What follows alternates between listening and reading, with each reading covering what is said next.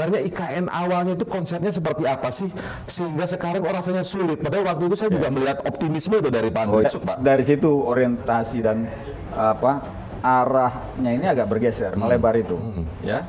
Jadi ingin melibatkan dunia internasional, ya, maka Tony Blair, kemudian yang dari Jepang, ada 3 ya. Yang inilah yang saya perhatikan.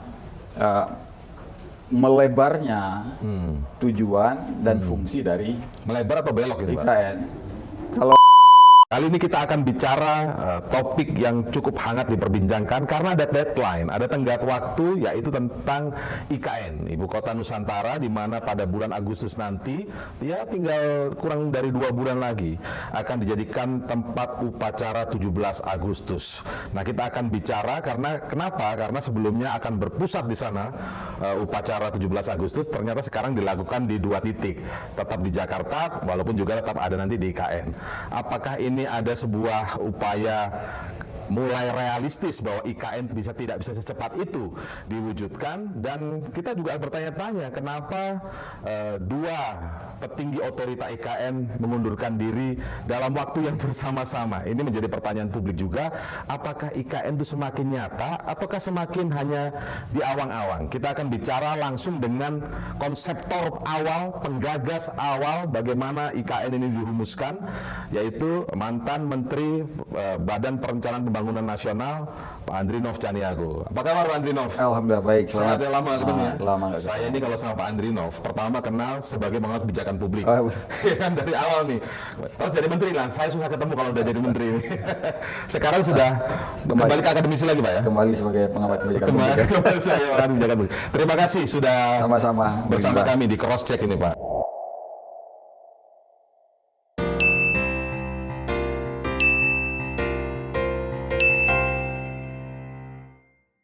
Nah, ini menjadi pertanyaan publik, Pak. Kan Pak Andrinov tuh orang yang paling awal mengerti, ya mungkin kalau disebut satu-satunya mungkin bisa banyak juga yang ikut terlibat di sana.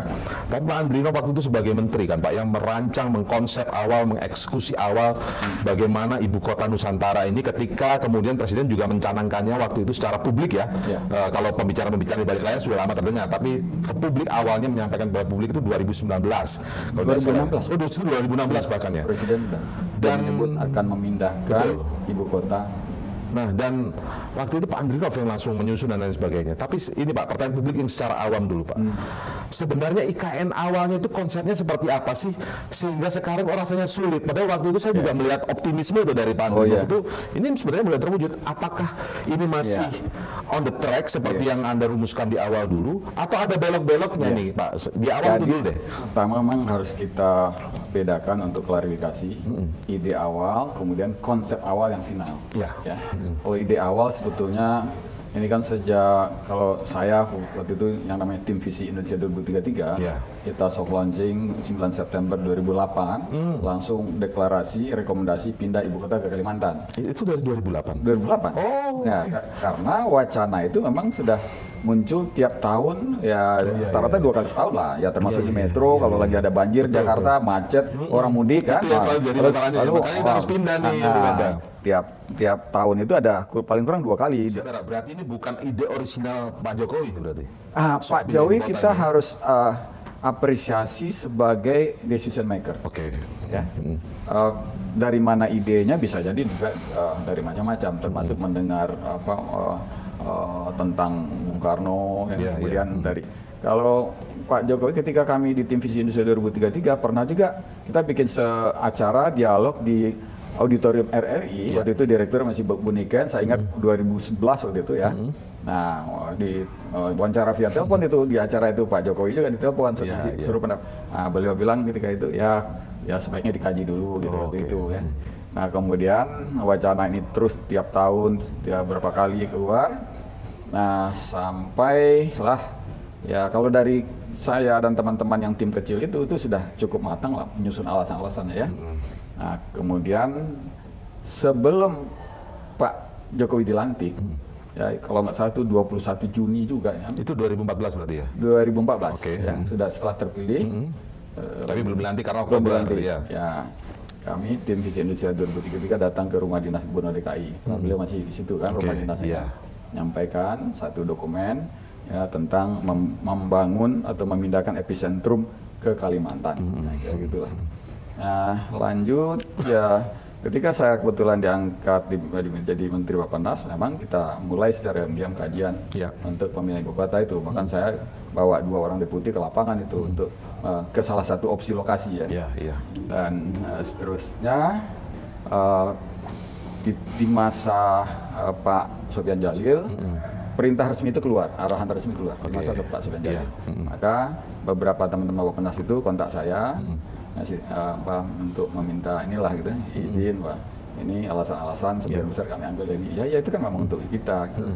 Oke, lanjut. Kemudian Pak Bambang Brojo lanjut kajiannya, finalnya di Pak Bambang Brojo. Itu sudah lengkap dengan mengkaji, menstudi proses pemindahan ibu kota di 30 negara. Sampai yang saya sempat juga lihat langsung, karena saya juga sering komunikasi, sudah berbentuk master plan. Nah, habis itu dia udah siap.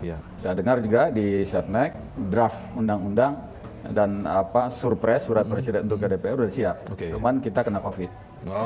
Maka tertahan ya. Maka tertahan itu, begitu COVID agak mereda dikirimlah itu draft undang-undang ke Senayan ya. Di Senayan kenapa cepat? Ini juga orang sering menyalah artikan atau menyerang secara karena emang draft itu sudah sangat matang. Ya kata seorang pakar hukum tata negara Margarito, kalau gini 24 jam itu bisa diselesaikan di DPR katanya. Begitu. Tapi kan proses dia dijalanin terus oleh dewan kan. Roadshow ke Medan kemana gitu kan. Artinya konsultasi publik tetap dijalankan. Ya.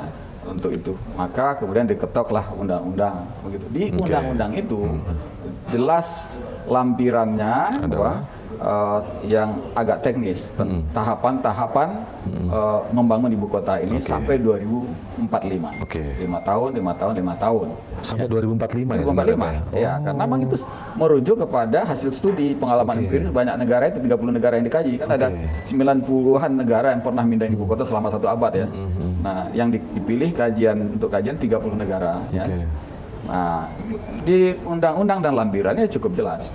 Ya, kita ingin membangun ya smart city, green city, kota publik yang inklusif ya, yang itu disebutkan ada smart city, green city, ada karakter ciri-ciri kota itu kan ada di situ.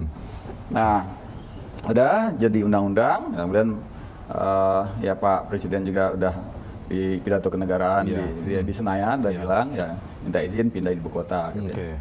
Nah, tetapi ya kalau saya memperhatikan wacana atau arahan-arahan untuk ngejar investasi asing, pembiayaan luar itu setelah itu, ya, terutama lagi setelah dibentuknya pengurus resmi otorita IKN, ya. Karena sebelum otorita itu resmi ada tim transisi, saya juga diminta sebagai salah satu tim penasihat di situ.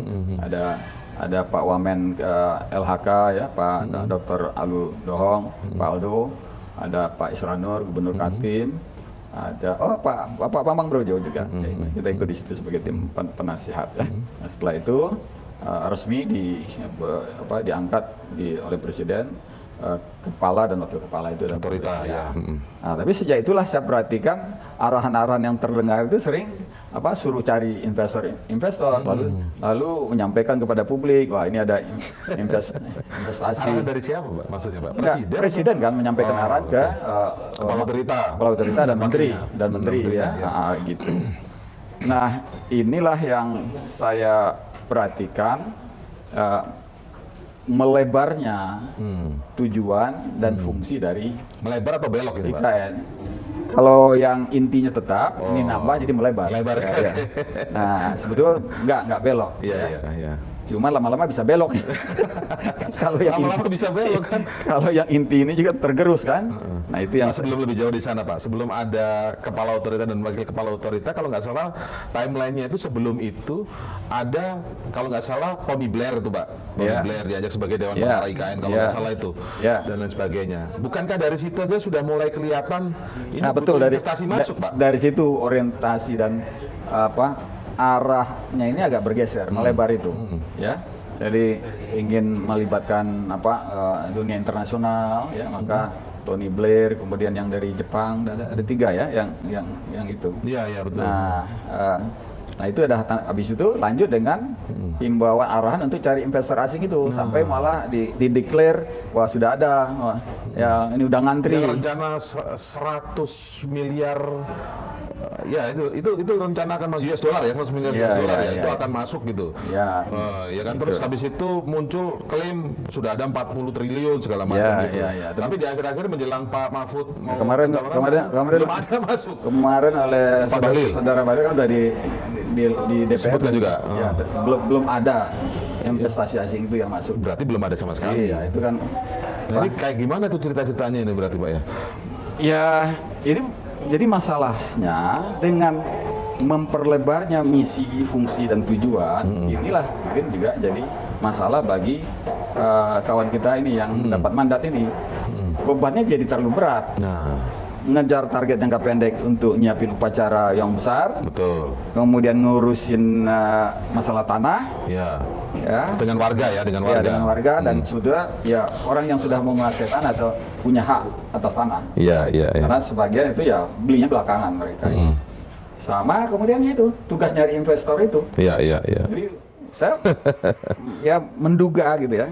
Yang belokin siapa? Yang lebarin siapa kira-kira? Apa kita tanya ke Bung Saganda yang